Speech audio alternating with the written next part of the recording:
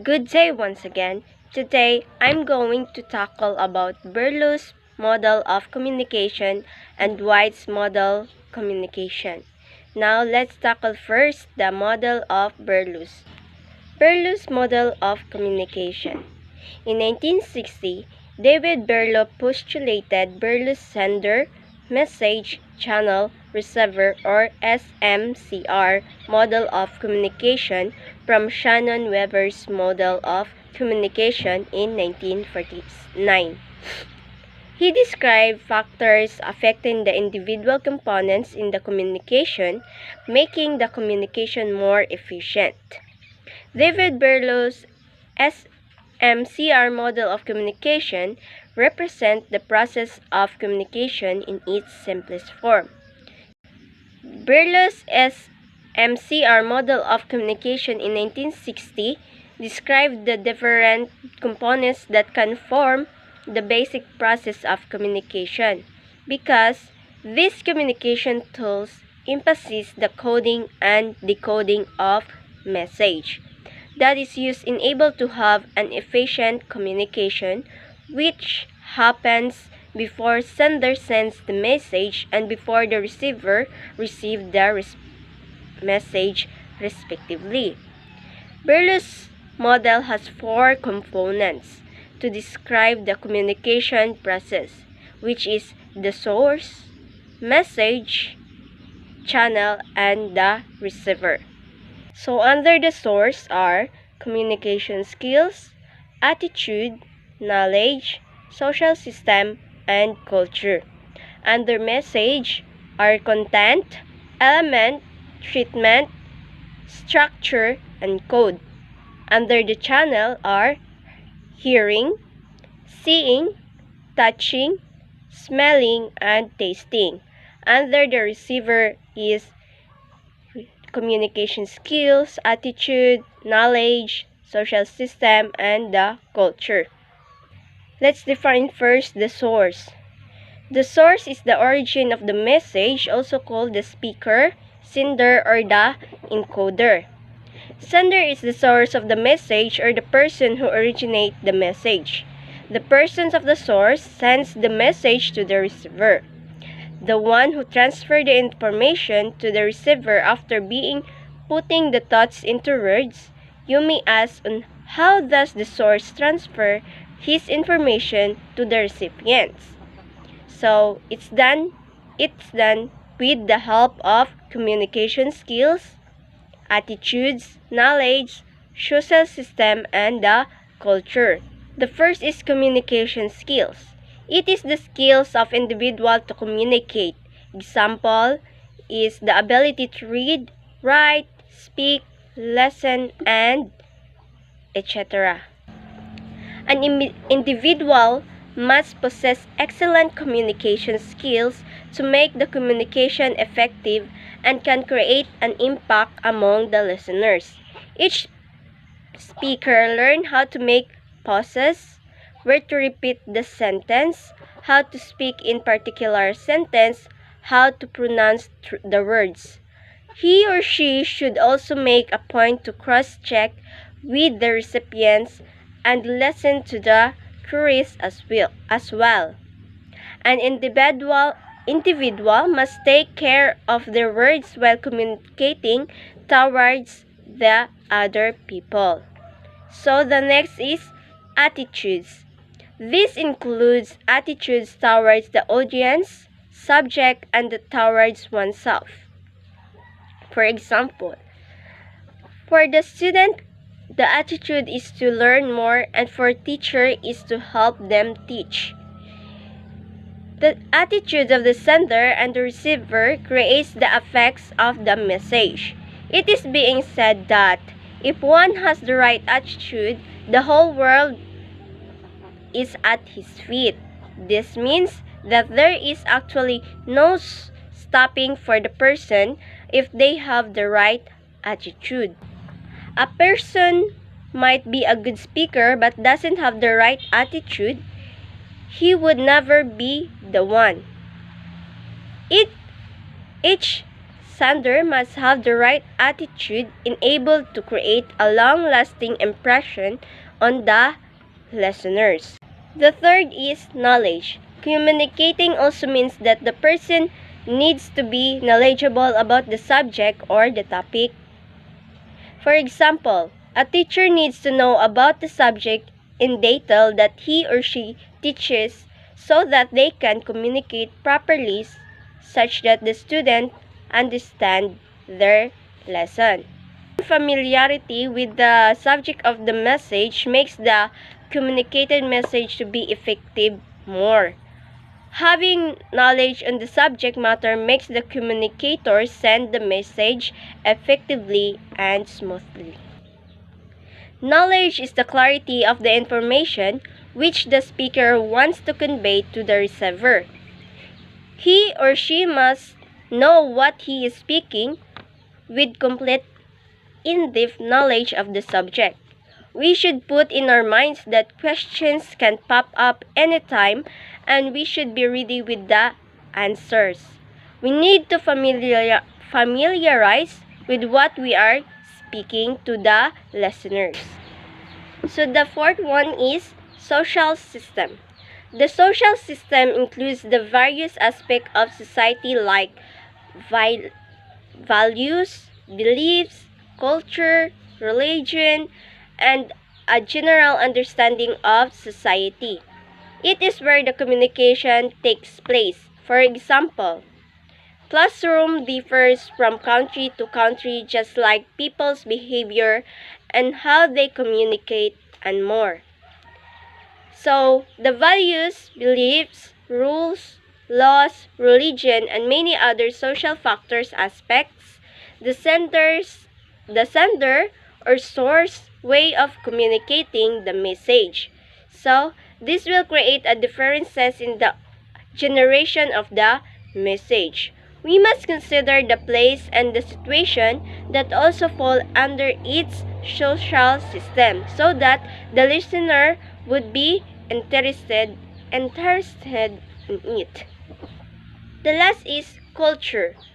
Culture of a particular society also comes under the social system. So, cultural differences makes message different as a person from one culture might find something offensive which is very much accepted to other culture. We must consider the cultural backgrounds of each community or the listeners where the speaker is communicating or delivering a speech. So let's move on to M or the message. Message, the idea, opinion, emotional or information conveyed by the speaker. So message is the substance that is being sent by the sender to the receiver. This is form of voice, audio, text, or media that share their information or idea. The factors affecting the message are content, element, treatment, structure, and code. Content. Content is in the message. The whole message from beginning to end is the content. The body of the message from the beginning to an end comprises its content. For example, whatever the class teacher teaches in the class from the beginning to an end is the content of the message. So, the second is element. Elements are the non-verbal things that tag along with the content like gestures, signs, language, and more. So, it includes various things like language, gestures, body, language, and etc. They constitute all the elements of the particular message. Any content is accompanied by the elements. So, the third is treatment. Treatment is the way in which the message is conveyed to the receiver. Treatment also affects the feedback of the receiver. So, this refers to the packing of the message and the way in which the message is being conveyed or the way in which it is being delivered by the sender towards the listeners. So the fourth is structure. The structure of the message or the way it has been structured or arranged affects the effectiveness of the message. This means this refers to or how it is being arranged. The people structure the message into a various parts. The fifth is code. Code is the form in which the message is sent. It might be in the form of language, text, video, and more. This refers to the means which it is sent and in what form. For example, language body, gestures, music, text or video, etc. Culture is also a code. By this, people can give and receive message and where communication takes place. Now let's move on to C or the channel. The medium through which the message is delivered from the source to the receiver or the five senses. The hearing, seeing, touching, smelling, and tasting. The first is hearing. We receive the message through hearing. With the sense of hearing, we can receive the message conveyed by the sender.